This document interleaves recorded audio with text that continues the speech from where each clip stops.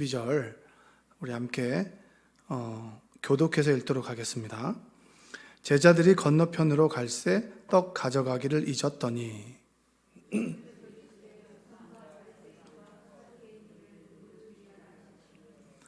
제자들이 서로 논의하여 이르되 우리가 떡을 가져오지 아니하였도다 하거늘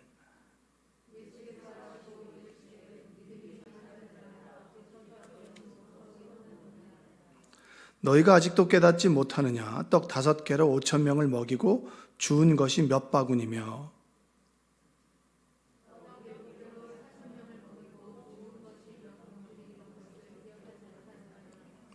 어찌 내 말한 것이 떡에 관함이 아닌 줄을 깨닫지 못하느냐? 오직 바리새인과 사두개인들의 누룩을 주의하라 하시니 그제서야 제자들이 떡의 누룩이 아니요 바리새인과 사두개인들의 교훈을 삼가라고 말씀하신 줄을 깨달으니라. 아멘. 오늘도 하나님의 은혜가 여러분과 그리고 온라인으로 예배드린 모든 가정 위에 함께하기를 주님의 이름으로 축복합니다. 이게 찬양할 때부터 제가 보니까 조금 다운되어 있는 것 같아요. 여러분 그러지 마시고 어깨도 이렇게 좀 해보시고, 조금 추우니까 움츠러들 수 있고, 그리고 또 여러 가지로 이제 겨울이다 보니까 조금 다운될 수 있지만, 예배를 제가 오늘 주실 말씀을 기대한다는 그런 마음으로 오늘도 은혜 받읍시다. 한번 큰 소리로 한번 고백하겠습니다. 시작. 자, 옆에 계신 분들에게도 한번 오늘도 은혜 받읍시다. 한번 하겠습니다. 시작. 제가 이제 인터넷으로 검색을 하다가 미래에 대한 걸 검색하다가 그 책 서평을 잠깐 보게 됐습니다. 그게 뭐냐면 심리치료 그 30년 후의 이야기입니다. 그러니까 평생을 심리치료를 했던 사람의 이야기입니다. 외국 서적이죠. 그 이야기인데 그분이 거의 70세가 됐을 때 자신의 삶이 좀 다운되는 거예요. 그래서 자신이 열심히 했었던 그 심리치료를 한번 회상해 보는데 그 중에 생각나는 사람이 5명 있었던 거예요. 어떤 사람은 북극곰을 사랑한 남자가 있었고요. 북극곰을 진짜 사랑한 남자예요. 부인보다 더 사랑한 남자가 있었고, 본인이 백작 부인이라고 생각한 그 여자가 있었어요. 그 중에 한 5명을 뽑은 거죠. 여기도 보면 백작 부인이라고 생각하는 분도 좀 더러더러 있으실 것 같은데, 본인이 그런 사람들이 상담을 받은 거예요. 상담을 받고 난 다음에 30년 후가 됐을 때 이 사람이 어떻게 지내나 궁금한 거예요. 그래서 그 사람들을 찾아갔죠. 여러분, 상담해 준 사람들이 상담 받은 사람을 찾아가는 경우는 없습니다. 상담 받을 사람들이 상담할 사람들을 찾아오죠. 근데 이 사람이 자신의 삶을 돌아보면서 그 사람을 찾아간 거예요. 그런데 그 사람들과 그 삶의 모습을 이야기하면서 그 사람들의 모습 속에서 자신의 모습을 발견하게 되는 거죠. 그러면서 깨닫는 진리가 이런 게 있습니다. 우리는 결코 그 누구도 치료할 수는 없다. 내담자들이 스스로를 치유하는 동안 우리는 가만히 기다리며 응원할 뿐이다. 그러니까 자신이 열심히 치료 행위를 했다라고 생각했는데 지금 돌아보니까 치료하는 사람은 그냥 기다리면서 응원하는 것뿐이다. 그래서 그때 치료했던 사람들의 모습이 30년 후에 돌아보니까 좀 더 나아진 모습을 보게 된 거예요. 여러분, 더러더러 궁금한 사람 있지 않습니까? 제가 96년도에 4월 30일 날 군입대를 했습니다. 남들보다 한 2년 정도 늦게 23살의 나이에 이제 군입대를 했어요. 그리고 이제 26개월을 마치고 6월 30일 날 제대를 했는데, 제가 이제 군 생활을 할 때 제가 분대장이죠. 병장 때니까. 분대장 중에서 후임 중에서 어떤 애가 있었냐면 롯데 자이언츠 투수가 있었어요.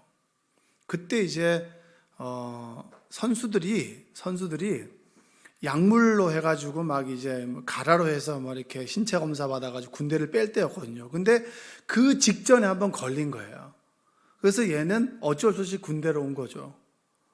근데 이제 그 친구가 경남고등학교 박철순 그분의 후배였거든요. 그 명문고등학교 출신이었고 투수였어요.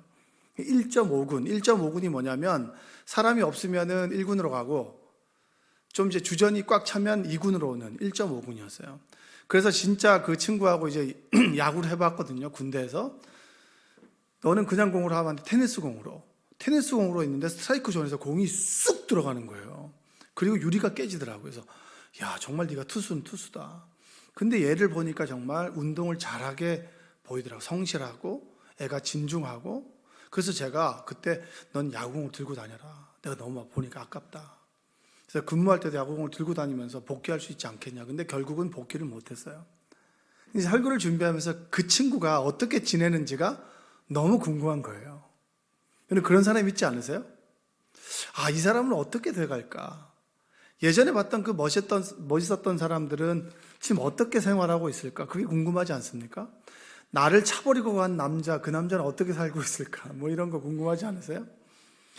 여러분, 오늘 그 이야기는 이런 겁니다.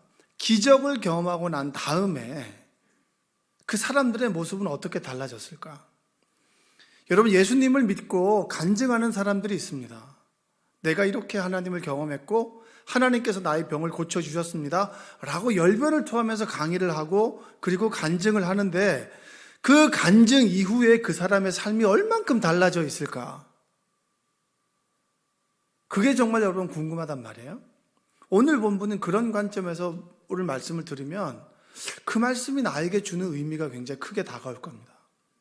하나님께서 오늘 이 말씀을 통해서 여러분을 위로하시고 그리고 채찍질하시고 그리고 용기를 주실 때 아멘으로 응답하는 여러분 되시기를 주님의 이름으로 축원드립니다. 자, 오늘 마태복음 15장 9절로 10절 한번 읽어보겠습니다. 9절과 10절. 자, 시작. 너희가 아직도 깨닫지 못하느냐? 이거 아닌가요? 떡 5개로 5,000명을 먹이고 주운 것이 몇 바구니며 떡 7개로 4,000명을 먹이고 주운 것이 몇 광줄이었는지를 기억하지 못하느냐? 자, 주님께서 우리에게 지금 묻는 거예요. 여러분에게 물어요, 지금. 뭐라고 묻느냐면, 아직도 깨닫지 못했니? 이렇게 묻는 거예요. 너희가 아직도 깨닫지 못했냐고.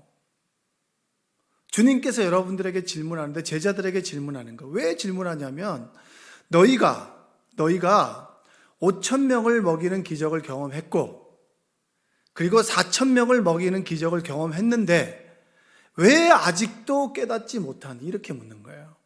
여러분, 이 마태복음 14장에 보면 오병이어의 기적이 있습니다. 오병이어의 기적 다 아시죠? 오병이어의 기적은 5,000명이죠. 남자들만 5,000명이니까 여러분 따지고 보면 2만 명인 거예요. 주님을 따라다닌 사람들이 빈들에 있었습니다.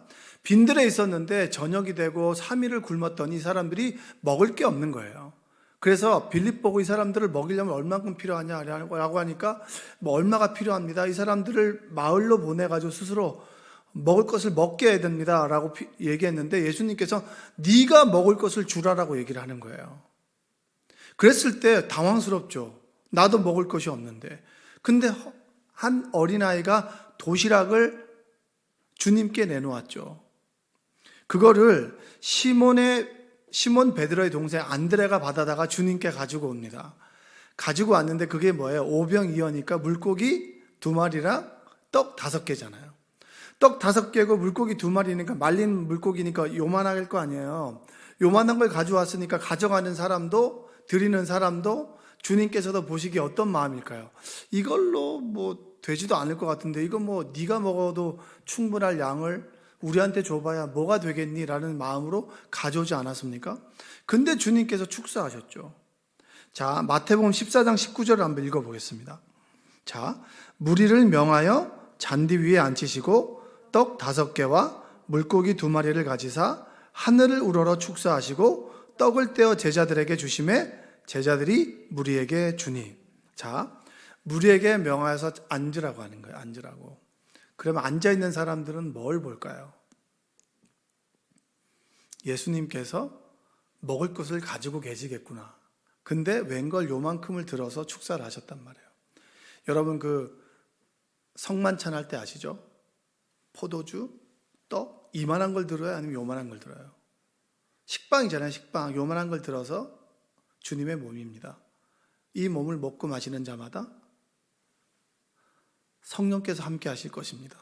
그리고 이 몸을 먹음으로 인해서 여러분은 거룩한 주님의 몸이 될 것입니다. 이런 식으로 하나님께 축사하잖아요. 축사하고 난 다음에 제자들에게 조금씩 나눠주면서 나눠주라고 했어요. 여러분, 그러면 여기서 가장 은혜를 받는 사람은 누구예요? 가장 은혜를 받는 사람은 누구예요? 이걸 갖다가 축사하고 난 다음에 나눠주라고 그랬을 때 제자들이 나눠줬을 거 아니에요. 그럼 제자들은 그 양을 알고 있어요, 몰라요? 알고 있잖아요. 알고 있는데 그걸 나눠주라고 했을 때 제자들이 나눠줬는데, 자, 이것 주면 끝이겠지 하고 5천 명을 계속 나눠주는 거예요. 그러면 손끝에서 기적을 맛본 사람은 누굽니까? 제자들이잖아요. 제자들이 쉽게 말하면 예수님께서 말한 기적을 손끝으로 계속해서 맛본 거예요. 이상하네? 나눠줘도 이게 없어지지 않는 거예요. 여러분, 이런 기적을 경험해 보셨어요? 여러분의 삶에서 분명히 내가 돈이 없는데 왠지 마음 가운데 이 사람에게 뭔가를 줘야 될 것 같아 라고 해서 줬는데 하나님께서 다른 걸로 채워주신 것을 경험해 보셨어요? 안 보셨어요? 여러분, 저하고 싸우자는 거예요, 지금? 지금 저하고 싸우자는 거 한번 해봐라 이런 거예요? 응? 나에게 주는 말씀에 이렇게 보면 받으면 안 되죠. 아멘으로 받아야죠. 이렇게 보면 어떡해요, 저한테. 나눠줬는데 분명히 없는 게 맞아요. 나눠주면 없는 거죠. 근데 제자들은 나눠줘도 지금 채워지는 걸 손끝으로 경험했단 말이에요. 이상하네? 그리고 난 다음에 막달라라고 하는 지역에 갔는데 거기서 4,000명의 굶주린 사람이 있는 거예요. 근데 그때 예수님께서 물으셨어요. 너희가 얼마나 있느냐? 그때 이게 마태복음 15장의 이야기입니다. 네가 얼마나 있느냐 그랬을 때 7광주리가 있다고 그랬어요. 그 7광주리는 어디서 난 걸까요? 12광주리가 남았잖아요. 5,000명을 먹이고 12광주리가 남은 상태에서 5광주리는 어디 갔는지 모르겠고 7광주리를 남겨온 거예요. 남겨와서 몇 광주리가 있냐 할 때 7광주리가 있다 그러니까 그걸 들어서 축복하신 거죠. 축복하셨단 말이에요. 자, 마태복음 15장 32절에 보면 내가 무리를 불쌍히 여기사 길에서 기진할까 굶겨 7광주리나 7개의 떡을 가지고 주님께서 올려드렸어요. 7개 떡이 있다 그래서 올려드리고 난 다음에 그걸 갖다가 또 나눠줬더니 뭐예요? 4,000명이 먹었단 말이에요. 그럼 여기서 기절 촉봉할 사람은 누구예요? 제자들이잖아요. 제자들이 나눠줬을 거 아니에요. 나눠주고 난 다음에 7광주리가 남은 거예요. 4,000명을 먹이고. 근데 여러분, 여기서 예수님께서 기적을 일으킬 때 하나의 동기가 있어요. 5,000명을 먹이는 것도 4,000명을 먹이는 것도 뭐가 있냐면 마태복음 15장 32절에 보면 내가 무리를 불쌍히 여기사. 주님께서 기적을 일으킨 것은 굶주린 사람들이 불쌍히 보였기 때문이에요. 여러분들 어디 지나가다가 보면 조금 안 돼 보이는 사람들이 있잖아요. 내가 뭔가를 도와줘야 될 것 같고, 그리고 내가 뭔가를 해줘야 될 것 같고. 완창전도사가 여기 왔었어요. 여기 온 지 얼마 되지 않았을 때 제 처조카가 이제 깨끗한 옷을 이제 우리 아들 입으라고 줬는데 제가 보니까 이거를 갑자기 완창전도사가 생각이 나는 거예요. 그래서 제가 이거를 갖다 줬어요. 왜 갖다 줬을까요? 캄보디아는 여름밖에 없잖아요. 그들이 겨울이라 그래도 뭐 한 18도? 한 20도 정도 되는 게 겨울인가? 근데 그때도 사람들은 뭐 머플러에다가 막 코트를 입고 오더라고요. 그래서 우리는 여름인데 초가을 정도, 가을 정도 되는 거겠죠? 그러니까 그 친구가 불쌍히 여기는 마음이 들어서 제가 그 옷을 가져다가 미안한데 이게 새 옷은 아니지만 몇 번 입지 않은 옷이다. 그래서 그걸 줬더니 그 친구가 너무 잘 입고 다니는 거예요. 그러니까 어떤 사람들은 우리 교인들 중에서는 우리 완창 전사님 보고 아이고 가족과 떨어져 있고 아들과 떨어져 있고 부인과 떨어져 있으니까 얼마나 마음이 안 좋아. 그래서 식사 대접하시는 분도 있고 그런 분들 계시잖아요. 불쌍히 여기사. 나도 불쌍하지만 너도 불쌍한 거예요. 타지에 떨어져 와 있으니. 그래서 뭔가를 베풀듯이 예수님도 똑같았다는 거예요. 예수님도 불쌍히 여기는 마음이 들었을 때 그 속에서 긍휼의 마음을 가지고 있을 때 기적의 역사가 일어나는 거죠. 그리고 난 다음에 두 번째 기적 이후에 5,000명을 먹이고 4,000명을 먹이고 난 다음에 마태복음 16장 8절에 한번 읽어보겠습니다. 예수께서 아시고 이르시되 믿음이 작은 자들아 어찌 떡이 없으므로 서로 논의하느냐. 자, 그들이 두 기적을 일으키고 난 다음에 그들이 깜빡한 거예요. 남은 광주리를 안 가져온 거죠. 남은 광주리가 없는 거예요. 처음에는 오병이어 물고기 2마리와 떡 5개가 있었고, 그 다음에는 떡 7개가 있었죠. 그걸 드렸단 말이에요. 근데 이번에 굶주렸을 때는 가지고 있는 게 아무것도 없어. 그때 사람들이 덜컥한 거예요. 왜냐하면 뭘 가지고 있어야 이것을 통해서 하나님께서 역사하실 텐데 내가 가지고 있는 것이 점점 주니까 두려운 거예요. 그래서 그들이 7광주리 떡을 누가 놓고 왔냐고 막 옥신각신할 때 주님께서 왜 너희들이 그 걱정을 하느냐, 아직도 깨닫지 못했느냐, 이 얘기를 하는 거예요. 여러분, 우리 인생은 늘 빈들과 같은 인생입니다. 제가 처음에 단독 목회를 나갔을 때 정선으로 나갔어요. 그때 가장 두려웠던 것은 내가 먹고 살 수 있을까라는 문제였어요. 왜냐하면 시골 교회에 있는 사람들은 보조를 받잖아요. 우리 교회도 도와주는 교회들이 있죠. 10만 원씩 5만 원씩 도와주는, 그때는 정말 많이 도와주는 게 20만 원씩 도와주는 거였는데, 그러면 내가 얼마를 갖고 살아갈 수 있을까? 그때 외부에서 도움 받는 게 40만 원이었고 교회에서 받는 월급이 20만 원이었어요. 근데 20만 원 받으면 거의 월급을 30만 원 정도 헌금을 한단 말이에요. 그럼 내가 살아갈 수 있는 게 30만 원이에요. 그럼 늘 뭘 쳐다보겠어요? 잔고를 쳐다보죠. 여러분, 만약에 여러분의 수중에 통장에 100만 원이 있는데 결혼식 갔다가 밥 먹고 하다 보니까 잔고가 50, 30, 20, 10만 원으로 줄면 여러분 마음이 어때요? 불안해요? 아니면 소망이 있어요? 불안하잖아요. 여러분 그 경험해보지 않았어요? 뭔가 돈이 있다가 자꾸 줄면은 두려워요. 이것을 주신 분이 하나님인 걸 알아. 근데 자꾸 내가 갖고 있는 것이 줄면 두려워요. 여러분들도 저도 우리 인생의 빈들에서 늘 없어지는 것을 경험해본 기억이 있는 분들입니다. 똑같아요. 제자들도 손끝에서 기적들을 맛보았고, 그리고 하나님의 기적들을 맛보았음에도 불구하고 제자들이 7광주리가 없어서 두려워할 때 주님께서 너희들 아직도 깨닫지 못했느냐라고 묻는 거예요. 여러분, 기적을 일으키는 분은 누굽니까? 주님이시죠. 우리는 주님께서 기적을 일으켜서 준 부산물을 가지고 늘 안심한다는 거예요. 하나님께서 비워지면 채워지겠지라고 하는 주님을 바라보지 않고 우리는 늘상 무엇을 바라보냐면 주님께서 주신 그 7광주리, 남아있는 7광주리에 집중하는 삶을 살아간다는 겁니다. 여러분들도 저도 지금도 그런 경험할 거예요. 월급을 받고 월급이 정말 한 일주일 전에, 2주일 전에 다 동나버렸을 때 뭘로 살아가지? 늘 두렵잖아요. 지출할 것은 분명히 있고 그리고 써야 될 것은 있는데 돈이 없을 때 얼마나 두렵고 그리고 근심이 됩니까? 제자들의 모습과 우리가 별반 다르지 않다는 거예요.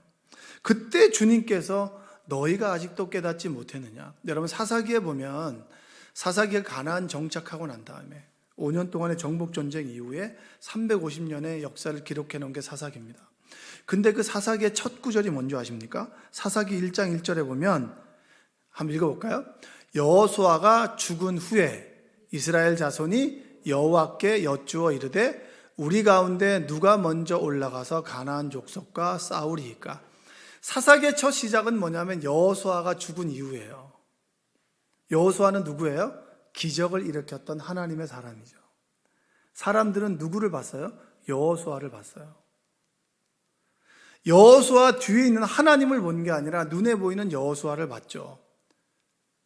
근데 여호수아가 죽고 난 다음에 사람들은 여호수아가 없으니까 뭘 봐요? 여호수아가 아닌 세상을 보는 거죠. 우상을 보고 세상을 보고 내가 가진 돈을 보고 내가 가진 능력을 보는 거예요. 그래서 타락한 사람의 이야기, 하나님 없이 자신의 뜻과 계획대로 살아간 사람들의 이야기가 뭐냐면 사사기에 기록되어 있는 사사기의 인물들입니다. 그게 바로 사사기예요. 그래서 삼손과 같은 사람들을 볼 때 여러분 어떠세요? 삼손이 여러분 하나님의 사람이라는 생각이 듭니까? 여자의 치마를 쫓아다니는 그냥 힘이 있는 사람일 뿐이에요. 기드온, 300명의 기드온 용사가 여러분 미디안 족속을 물리쳤습니다.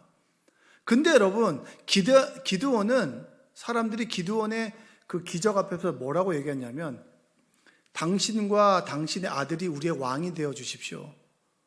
기드온은 왕이 되지 않겠다 그랬어요. 그리고 난 다음에 왕처럼 행세했던 사람이 누굽니까? 기드온이에요. 하나님께서 세우신 사사라는 사람도, 하나님을 경험했던 사람도 늘 하나님을 떠난 역사가 사사기에 기록되어 있는 거예요. 그게 바로 여러분 우리가 읽는 인간의 본 모습이고 빈들에 서 있는 사람들. 기적을 경험해도 그 기적의 부산물이 사라지고 난 다음에 다시 하나님을 떠난 삶으로 돌아가는 사람들이 바로 그때 사람들과 우리라고 하는 것이 바로 성경이 말해주는 증언입니다. 제가 남원의 목사님과 한번 신방을 간 적이 있어요. 신방을 갔는데 그때 돌아오는 길에 목사님의 지인 중에 한 분이 계셨습니다. 그분이 누구냐면 과거 국회의원을 지냈던 분입니다. 그 국회의원을 지냈던 분인데 굉장히 가난하게 살아요. 여러분 국회의원을 지냈으면 좀 부유해야 되는 거 아닌가요? 근데 가난한 거예요. 그분이 생활하는 건 그분은 수입이 없고 남원에서 그냥 이제 남원 시장을 이제 준비하는 분이고 또 이제 산림청에서 하는 일들 여러 가지 일들을 하고 있는 분이셨어요. 근데 그분은 국회의원을 하면서 따로 부수입을 하나도 챙기지 못한 사람이에요. 이권을 하나도 얻지 못한 사람이에요. 부인이 논술교사를 해서 그냥 가정을 꾸려나가고 그리고 아주 가난하게 살아가는 분이에요. 근데 왜 그분이 가난한 줄 아세요? 그분이 꿈을 꾸면서 지옥을 경험했어요.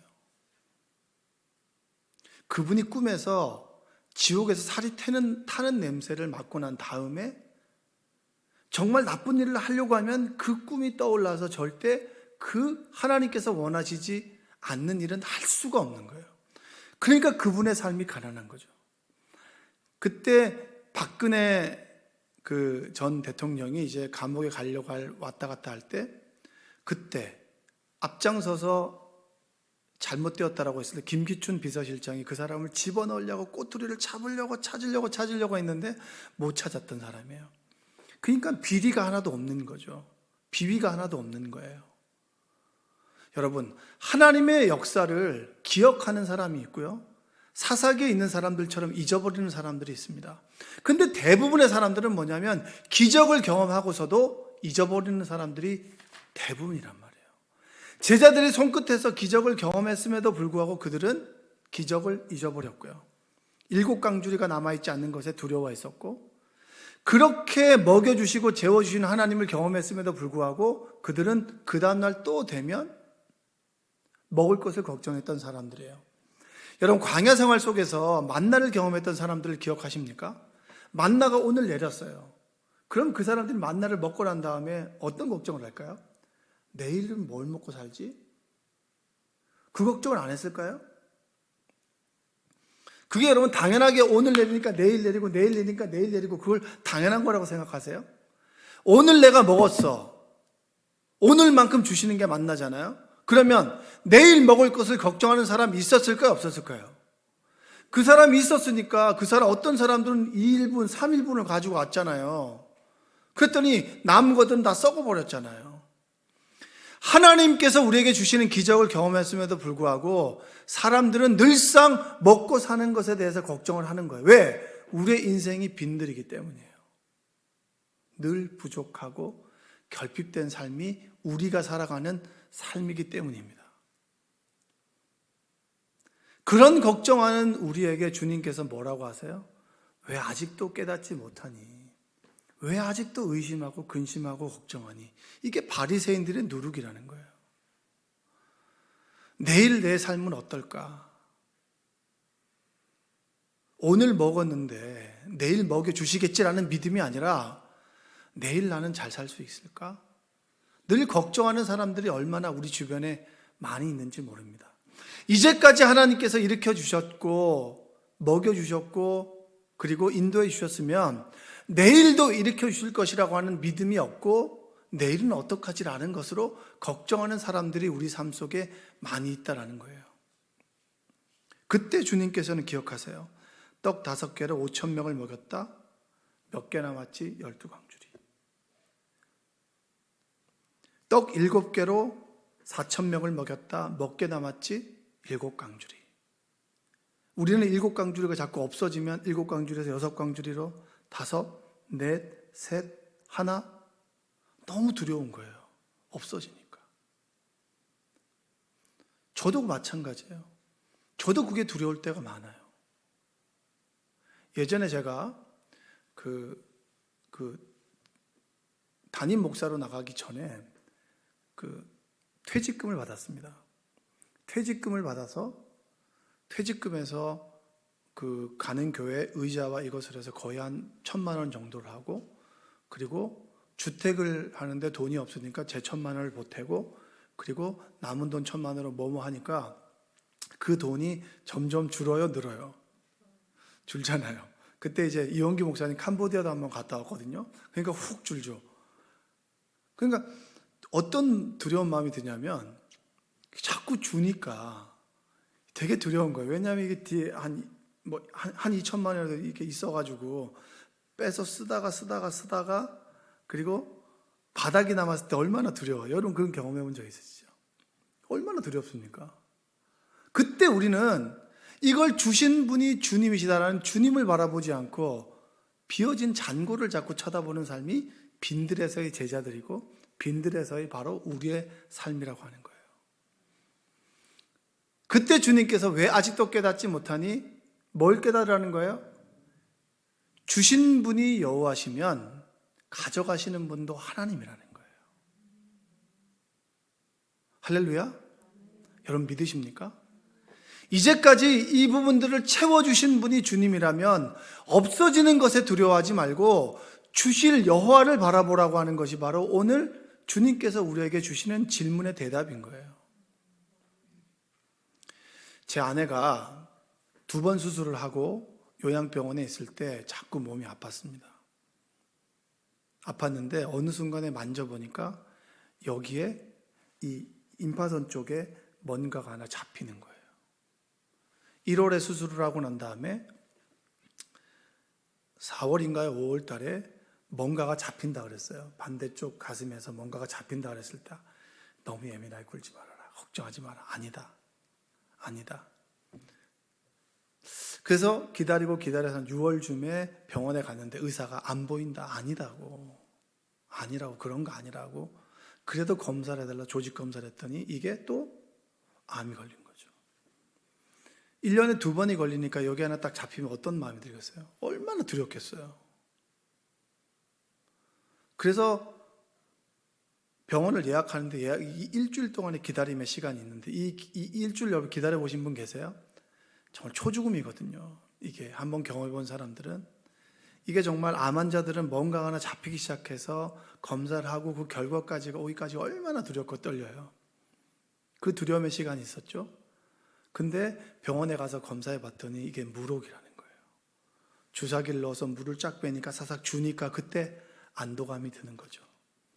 그리고 난 다음에 그 주일이 11월 7일이었어요. 그때 우리 담임 목사님 설교 중에 뭔 설교를 하셨냐면 주의 천사가 나를 붙잡고 있다라고 하는 것을 경험해 본 적이 있다. 그때 경험한 거죠. 그 두려움의 시간이 지나고 난 다음에 그 설교를 듣고 제 아내가 눈물을 흘린 거예요. 왜냐하면 작년에 여름에 횡성 휴게소를 지나고 제가 운전하다가 제 아내가 운전을 바꿨을 때 갑자기 가다가 차가 정말 이 좌측 우측으로 하면서 속도가 너무 갑자기 빨라지는 바람에 브레이크를 잡았는데 갑자기 이게 차가 좌측으로 가드레일을 거의 받을 즈음에 갈지자로 차가 가는 경험을 우리가 했거든요. 그때 저희 처조카랑 우리 처형이랑 같이 타고 있었는데 그때 저는 죽었구나. 이제 죽었구나. 근데 갈직자로 가고 부딪힐만 하면 이쪽으로 하고 이쪽으로 하고 이쪽으로 하고, 그래서 우리가 차가 섰을 때 하나님께서 살려주셨다라고 생각했었어요. 그리고 잊고 살았죠. 근데 제 아내가 그 설교를 딱 들었을 때 맞다. 그때 가드레일을 분명히 부딪혀야 되는데 무슨 누군가가 내 손을 붙잡고 이쪽으로 틀어줬고 이쪽으로 틀어서 넘어가려고 했을 때 내 손을 잡아서 좌측으로 우측으로 틀어줘서 차가 섰다는 거예요. 그때 눈물이 왈칵 났다는 거죠. 그 얘기를 하면서 내가 물혹에 대한 두려움이 있었을 때, 내가 암에 걸려서 두려움이 있었을 때 얼마나 그게 두렵습니까? 하나님께서는 1년 전부터 내가 너의 손 위에 손을 잡고 내가 너 인생을과 함께 한다라고 하는 메시지를 주셨는데 우리는 그 기적을 경험하고 난 다음에 기적을 잊어버려요? 잊어버리죠. 지금도 여러분의 근심하고 두려워하고 의심하는 것의 대부분은 하나님께서 나의 인생 가운데 행했던 그 역사들을 잃어버렸기 때문입니다. 그 기적은 당연한 것이 되고 또 세상을 바라보는 것 때문에 근심과 두려움과 부족과 결핍으로 살아가기 때문에 우리는 늘 두려움으로 살아갈 수밖에 없어요. 주님께서 여러분과 저에게 물으세요. 너희 아직도 깨닫지 못하니? 아직도 모르겠니? 내가 너희 두 손을 꼭 잡고 있잖아. 내가 너희를 불쌍히 여기잖아. 내가 너희를 긍휼의 마음으로 바라보고 있잖아. 여러분, 저는요 돈 걱정을 합니다. 근데 우리 집안에서 돈 걱정을 안 하는 사람이 있어요. 누군지 아세요? 우리 딸은 돈 걱정을 안 해요. 걔는 맨날 뭘 먹고 싶으면 카드를 달래요. 왜냐하면 그 카드에는 항상 돈이 있는 줄 알아요. 근데 그 카드의 금액은 누가 알아요? 저는 알죠. 여러분, 저는 우리 딸아이가 부러울 때가 참 많아요. 나도 너처럼 살고 싶다. 걱정 없이 살고 싶다. 학원을 2개나 다니는데 학비도 다닌다는 거예요. 난 안 다녔으면 좋겠는데 왜 안 다녔으면 좋겠어요? 당연히 학원비가 들어가니까 안 다녔으면 좋겠는데 자기는 다니고 싶다는 거예요. 왜 못 다니게? 그렇게 당당하게 말할 수 있는 애가 누가 있겠어요? 근데 여러분, 우리도 하나님 앞에서 그렇게 살아갈 수 있잖아요. 왜냐면 그분이 내 아버지가 되시니까. 내 아버지인 하나님을 바라보면 우리는 세상의 두려움과 근심과 염려를 하지 않아도 됩니다. 그런데 우리는 늘 통장의 잔고를 바라본단 말이에요. 내 아픈 내 몸을 바라본단 말이죠. 고쳐주시는 하나님을 바라본다면 우리는 이 빈들에서도 두려워하지 않고 염려하지 않고 근심하지 않고 살아갈 수 있습니다. 여러분에게 주어진 7강줄에서 6강줄이가 되고 5개, 4개, 3개, 2개 이걸 바라보지 마시고 이 광주리의 은혜를 베풀어 주신 하나님을 바라보는 여러분 되시기를 주님의 이름으로 축원드립니다. 지금도 코로나로 인해서 여러 가지 두려운 분들 계시죠. 주변의 분 만나보면 다 경제적으로 힘들어합니다. 우리 목회자들도 마찬가지예요. 개척교회 하시는 분들 너무 힘들어해요. 오늘도 제가 장로교회 목사님 친한 저랑 동갑 목사님을 만났습니다.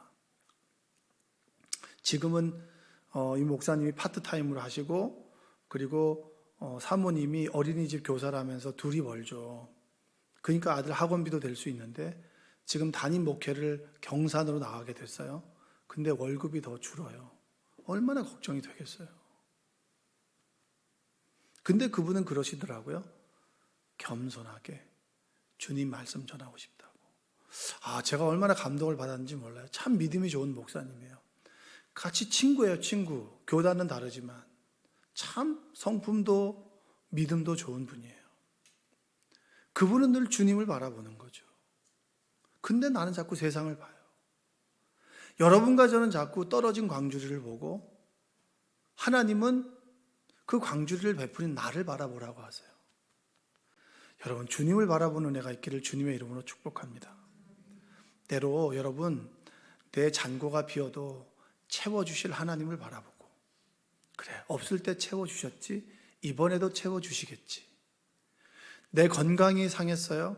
그래, 이제까지 지켜주신 하나님께서 내 건강을 지켜주시겠지 라고 하는 믿음으로 이제까지 함께 하신 에베레셀 하나님을 믿는 믿음으로 살아가는 여러분 되시기를 주님의 이름으로 축원드립니다. 기도하겠습니다. 사랑과 은혜가 풍성하신 아버지 하나님 감사합니다. 하나님의 은혜와 사랑으로 우리를 붙들어 주시고 하나님 말씀으로 우리를 이끌어 주셔서 감사합니다. 빈들에서 늘 부족과 결핍을 경험한 사람들, 그들에게 주님은 말씀하십니다. 너희는 아직도 깨닫지 못했니? 아직도 알지 못하니? 먹여주신 분이 나인데 왜 너희들은 자꾸 떨어진 광주리를 바라보냐고. 세상 속에서 부족하고 염려와 근심과 의심으로 살아가는 삶이 아니라 주님을 바라보는 삶으로 살아갈 수 있도록 우리를 인도하여 주시옵소서. 여러 가지 근심과 걱정을 내려놓고 주님을 바라볼 때 주님 안에서 풍족하게 채워진 은혜가 있기를 원합니다. 주님 함께하여 주시옵소서. 예수님의 이름으로 기도합니다. 아멘.